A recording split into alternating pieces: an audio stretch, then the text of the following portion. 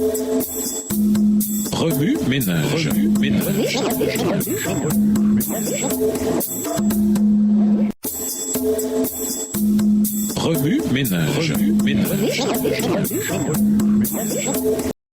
Bienvenue dans votre émission. Remue ménage. Nous voilà à la leçon de mercredi, la bonté de Dieu. Invité. Les plaies que Dieu envoya par Moïse avaient pour but de convaincre les gens du véritable caractère du Seigneur. Aujourd'hui, certaines personnes, alors qu'elles découvrent les ravages imputables à ces plaies, remettent en question l'amour et la bonté de Dieu. Elles ne voient dans ces plaies qu'un acte de vengeance de la part de Dieu. Cependant, ces mêmes personnes critiquent souvent ce dernier d'avoir laissé le mal perdurer trop longtemps. Lorsque Dieu laisse perdurer l'injustice, on lui reproche de ne pas agir assez rapidement. Lorsqu'il intervient pour délivrer, on lui reproche d'y aller trop fort. Pour les Israélites, les plaies étaient des actes de miséricorde visant à les délivrer de l'emprise de la tyrannie. Pour les Égyptiens, elles étaient des invitations à se repentir de leur méchanceté et à reconnaître la souveraineté de Dieu. Tout au long des plaies, Dieu fit preuve de miséricorde envers les Égyptiens et leur donna toutes les occasions possibles de se repentir. Par exemple, environ 24 heures avant l'envoi de la 7e plaie, Moïse avertit les serviteurs de Pharaon de la grêle à venir, afin que ceux qui le croyaient eussent suffisamment de temps pour mettre leurs serviteurs et leur bétail à l'abri. Exode 9, versets 18 et 21. Avant que la 10e plaie, la plus terrible, ne s'abatte sur eux, Dieu leur donna une dernière occasion de se repentir et d'éviter le pire des jugements. La 9e plaie consistait en 3 jours de ténèbres. Exode 10, versets 21 à 23. Ce qui donnait à Pharaon une sorte de temps mort pour réfléchir à ses choix récents et à leurs conséquences. Au final, les plaies ne furent qu'une confirmation que le cœur de Pharaon n'avait aucunement changé. Un signe qui attire une personne peut en repousser une autre. Lorsque nous lisons l'histoire de Jésus dans les évangiles, nous constatons que le Christ s'est servi lui aussi de signes et de miracles pour